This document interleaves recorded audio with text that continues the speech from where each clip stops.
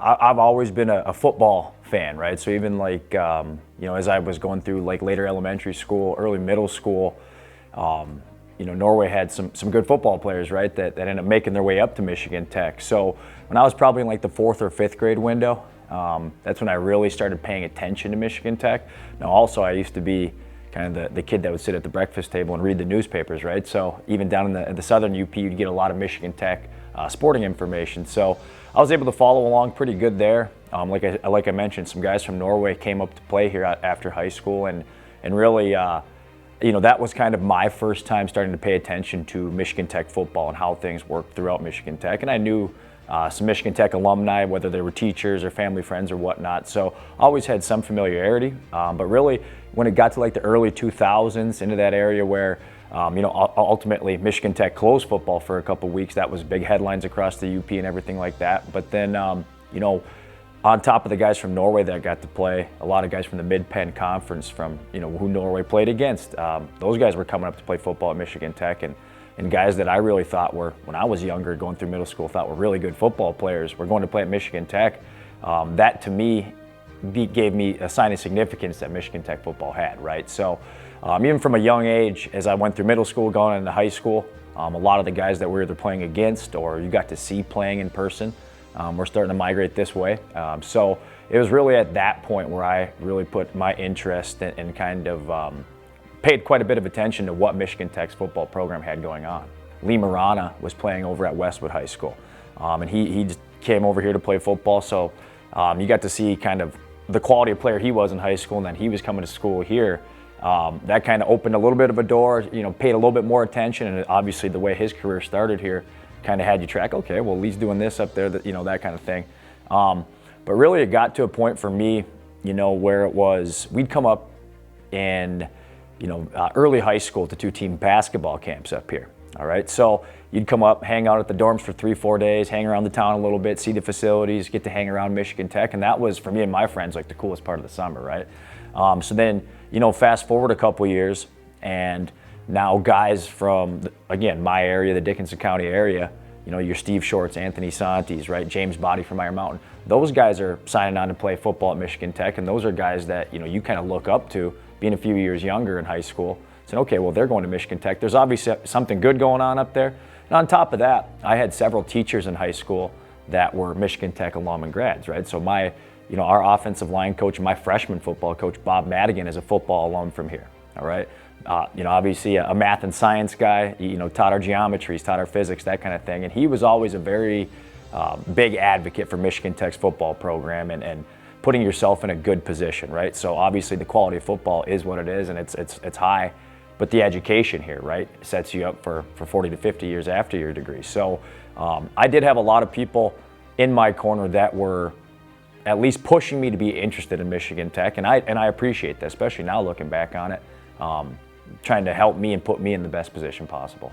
And you'd get your information from the newspaper, and you got to see all the guys doing well, and especially after the program, closed for a couple weeks, reopened, Coach Dan Metlock, right? So he was another guy that, well, unfortunately for Norway, got to come down with Gwyn for Norway and give it to Norway a little bit. So even as I was, third, fourth grade, got to know who Dan Metlock was, right? So knowing his success up here, and then obviously, like I said, it tails right into where Lee kind of left off, and then Steve coming in right after that era, right? So all people I was familiar with, again, kind of sparks the interest there, right? But then as you show up to campus here, it all kind of starts with the recruiting part of things, right? I was able to connect with a lot of guys, and Lee at that time was done playing, but still finishing up his degree, so I was able to visit with him on my recruiting visit here, along with, your Steves and Anthonys and guys that I knew from Dickinson County.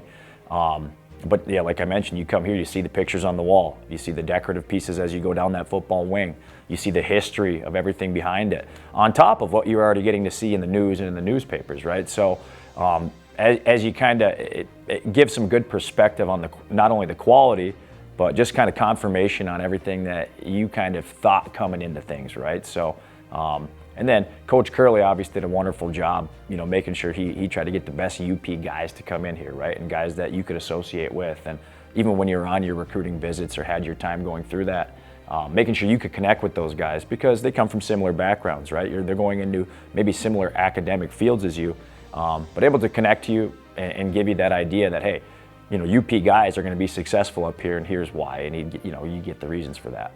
Nowadays, if you're an undefeated team, it means you're the national champion, right? Obviously the playoff system and the tournament style system back in the 1970s was a little bit different than it is now as far as how that postseason looks. But 2 teams in Michigan Tech history have gone undefeated.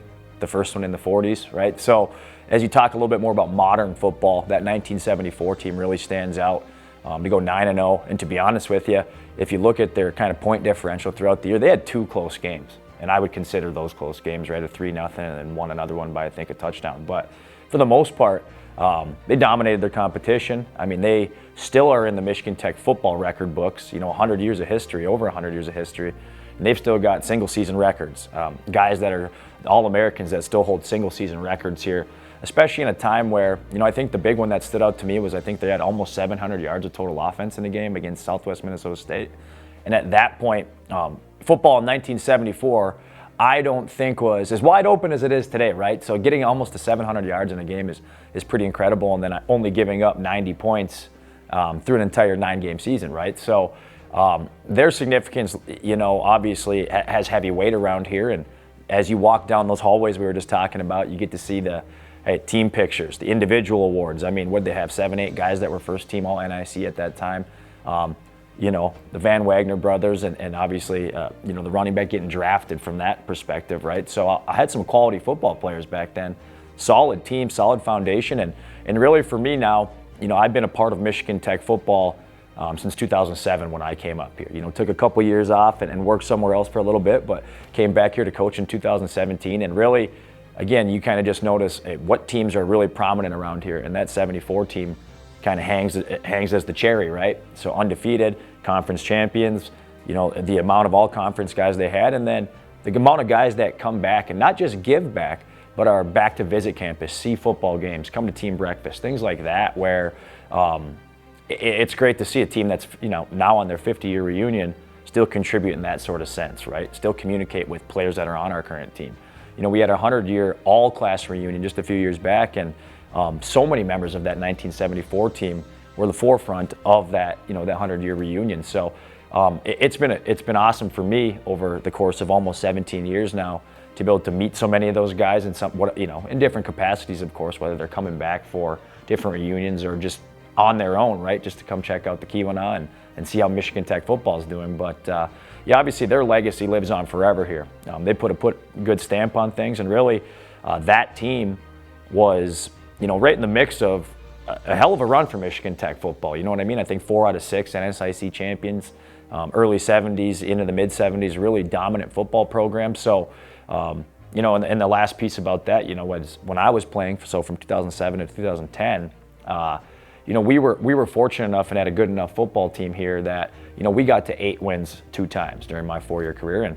And obviously Coach Curley knows the history here, right? So as our head coach, he would always, remind us, okay, there's only been, to that point, 2 teams that won 9 games, right? Are we going to be in the hunt for that type of thing? Do we have the potential to get to that point? And so you'd always hear about the 1974 team. So it was awesome as a student athlete to get familiar, learn the history of Michigan Tech football. But now as a coach here, right, you put a little bit more understanding into who those guys are and get a chance to meet those guys on a little bit of a different level, and it's been awesome. I don't think I'd be coaching college football if it wasn't here at Michigan Tech. And so I went to school to become an athletic administrator. I started off actually coaching first and then got into the administration realm, once I was out of grad school and had a couple of years under my belt. But I enjoyed the coaching piece. But when the opportunity came back to be at Michigan Tech to coach, the way I looked at it was that I had an incredible experience here as a student athlete. I made some of the best friends I'll ever have, the support systems I'll have for life. And if I could help young student athletes have a similar experience to what I have, then that was worth it to me, right? So it makes it extra special for me to be able to do what I do and what I love to do at my alma mater, and really have belief in what I'm saying. You know what I mean? I think there's a lot of places where coaches go to work and have to buy into what that program is, but I got to live it, right? So, and that's an important piece for me, and why I have 100% conviction in everything I'm doing every day while here at Michigan Tech. So it's a unique experience, a neat experience, and it's incredible for me.